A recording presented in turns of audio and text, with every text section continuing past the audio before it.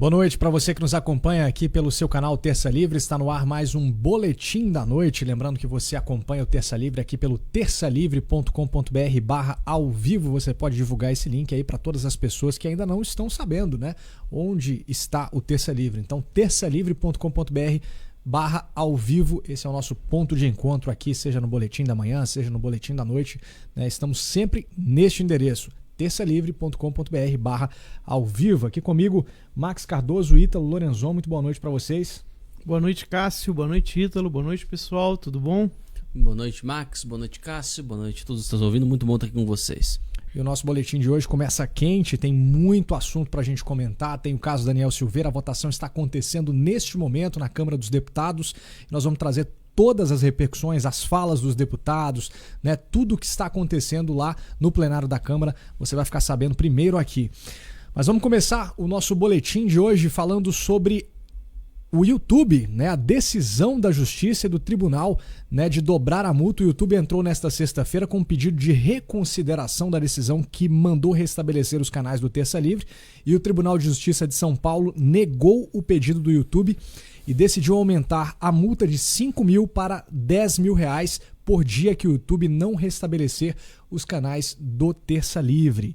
Há 8 dias o YouTube vem desafiando a justiça brasileira, descumprindo a ordem judicial que manda devolver os canais do TL.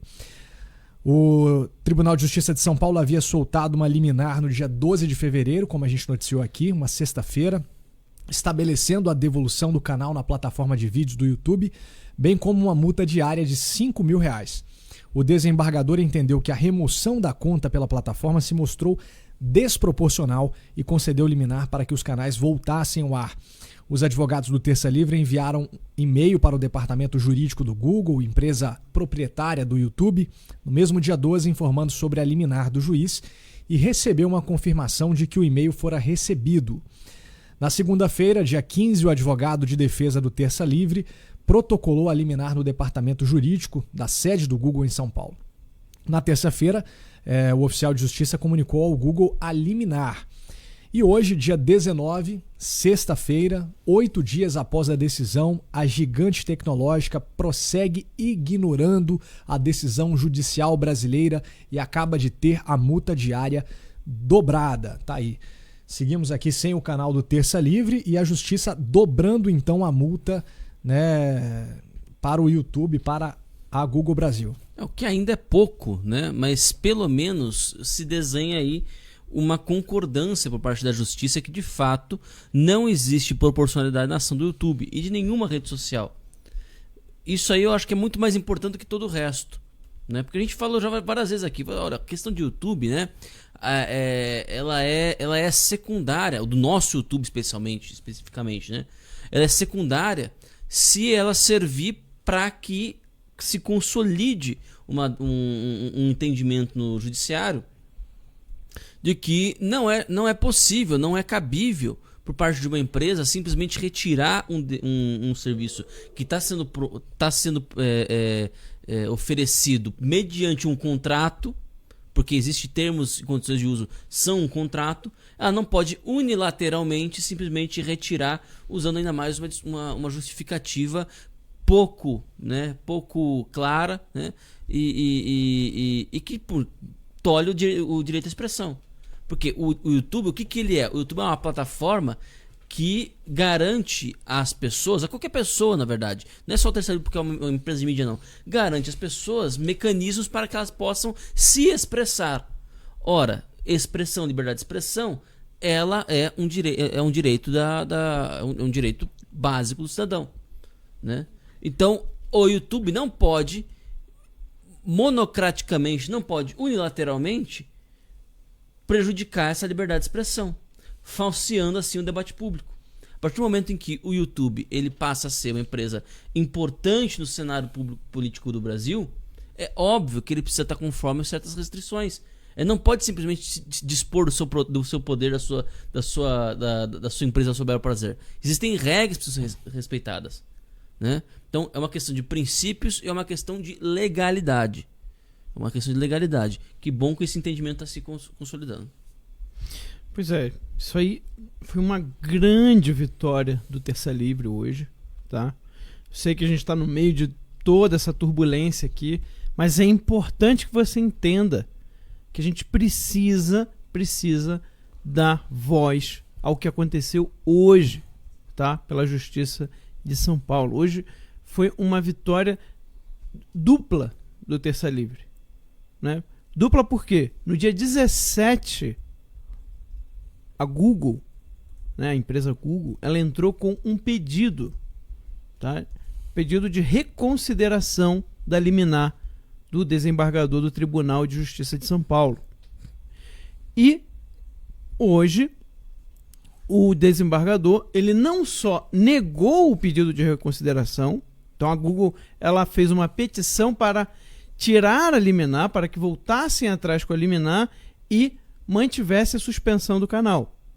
Então o desembargador, em resposta a isso, ele tirou, né, ele negou, perdão, esse pedido, tá? Ele negou, manteve a liminar e, segundo, ele ainda dobrou a multa diária, né? Eu sei que pode parecer pouco, porque a gente tem uma empresa multibilionária aí pagando 10 mil reais por dia, de fato é pouco. Mas aí eu vou apelar para aquele princípio que o Paulo Figueiredo fala e o Ítalo também concorda, né? O importante aqui é a tendência, né? Então... Exato. tá crescendo, não tá diminuindo, né? O importante é a tendência. É importante a tendência. E olha, trabalhem, lembre-se sempre dessa questão, dessa máxima, né? O importante é a tendência quando você for avaliar tudo na vida humana. Principalmente na vida política. Inclusive, que a gente vai ver hoje, a gente vai analisar daqui a pouco o julgamento do STF, do Daniel, né, no plenário, né? Importante é a tendência. Eu vou ser sincero para vocês, eu não achei, né? Eu não tinha convicção, em momento algum eu tive a convicção de que o Congresso ia soltar o Daniel. A partir do momento que começou a se desenhar a narrativa, né, de que ele era um extremista, né, propôs um golpe de Estado, eu falei assim, isso aí vai pegar muito sentimento aí, muitos fracotes aí vão acabar se deixando levar por isso aí, né? Então, a partir do momento que começou a ter esse tipo de se desenhar essa questão, né, eu já percebi que isso ia ser um complicador. Mas eu acho muito interessante que dentro dessa guerra de narrativas, o termo AI-5 do STF tenha ganhado momento. O AI-5 do STF tenha ganhado momento. É uma inversão, percebe? Sim. É uma inversão. Agora já não há mais meio termo, né? Agora a discussão é, olha, o Paulo Pimenta, do PT. Olha, tá sem som aqui, né? A gente não tá conseguindo ouvir. Mas eu aposto com vocês que ele está falando de Estado de Direito. Ele está falando de democracia. Ele está falando de respeito a instituições, respeito à divisão de poderes, né? E no final das contas ele vai dizer que tem que manter o Daniel preso mesmo assim. Comunista falando de Estado Democrático de Direito é piada, né? É piada. Bem, mas então eu queria que as pessoas entendessem o que está acontecendo, tá? Nessa questão da batalha, uma batalha entre um meio de comunicação, um veículo de comunicação, que é o nosso, contra uma Big Tech. O que isso representa para o Brasil? E mais, o que isso representa para os canais conservadores e independentes de direita? Porque, gente, a gente não tem como vencer uma concessão e ter o nosso programa na TV. A gente não tem como montar uma rádio, que é muito caro. Talvez a gente consiga chegar lá. Plano, a gente tem plano disso. Mas agora, nesse momento, não dá. Nesse momento não tem como montar aqui uma rádio. Se Deus quiser, vamos chegar lá com a ajuda de vocês. Então, o que resta para a gente poder ter voz no mercado hoje? Para a gente poder chegar até vocês, para poder alcançar mais pessoas, o YouTube. Tanto é que a gente tinha uma audiência diária na base de 16 mil. Né? A gente tinha uma audiência diária na base de 16 mil. Às vezes chegava a 20, ele ficava variando entre 16 e 20 mil, sempre ganhando a audiência dos outros canais do YouTube.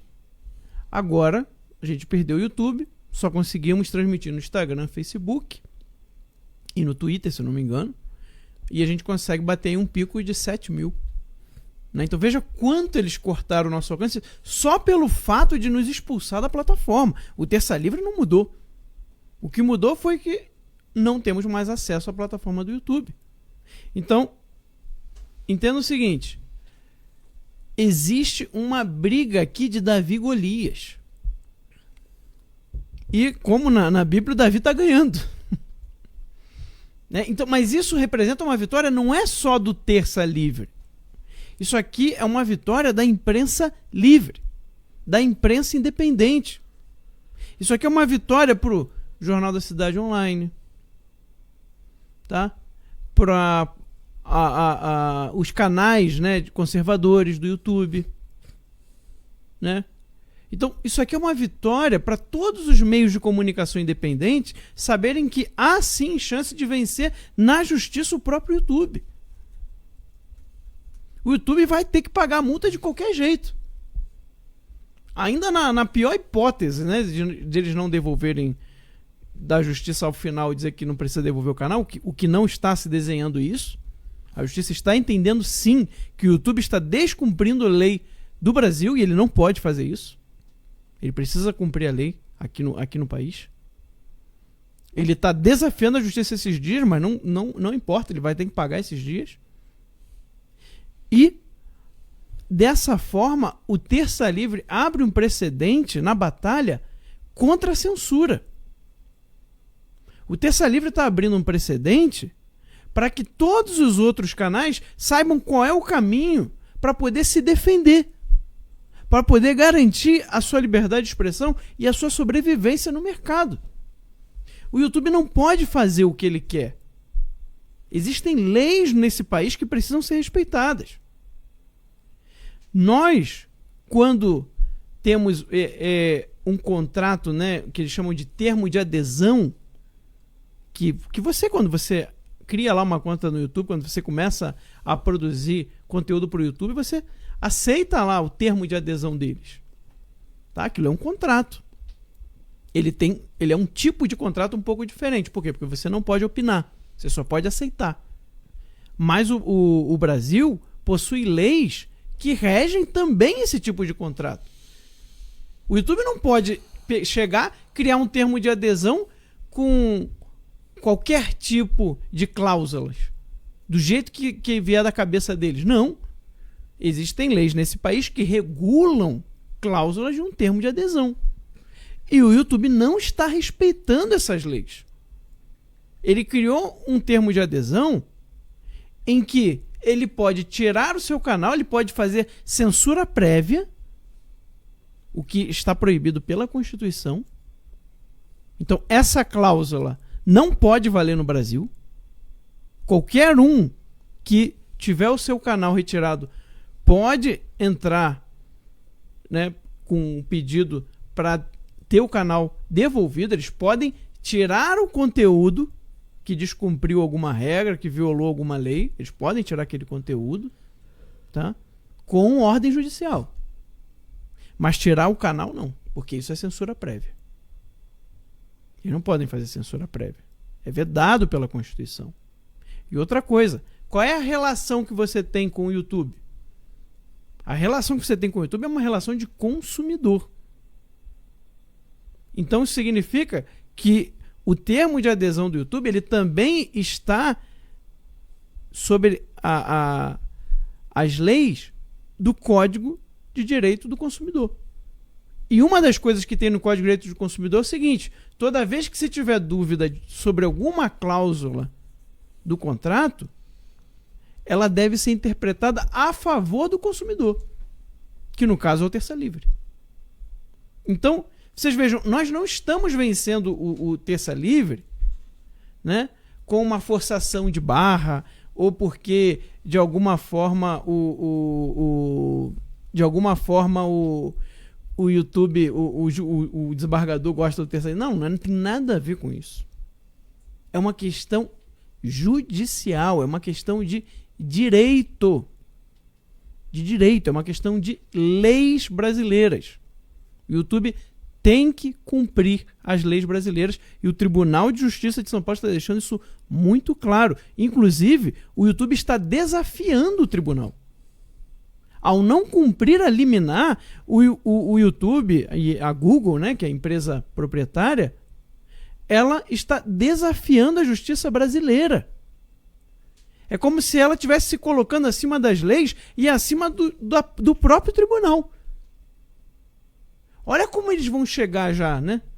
Na audiência lá do julgamento.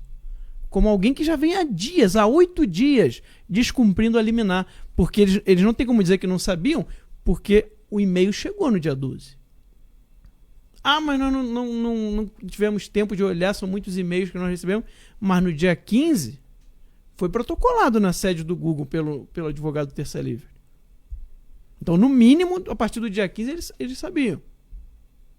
E o oficial de justiça chegou no dia 16. Comunicou oficialmente no dia 16. Né, por parte do tribunal. Então, eles não têm como alegar que não sabia. Significa que eles estão propositalmente, deliberadamente, desafiando a liminar do Tribunal de Justiça de São Paulo. Estão fazendo pouco caso. Estão fazendo pouco caso da liminar. Então, hoje, o YouTube sofreu uma dupla derrota. Não conseguiram que o juiz tirasse a liminar, né? A liminar se manteve, o juiz negou a petição da Google para manter a liminar, ou seja, eles precisam devolver o canal. E outra, dobrou a multa.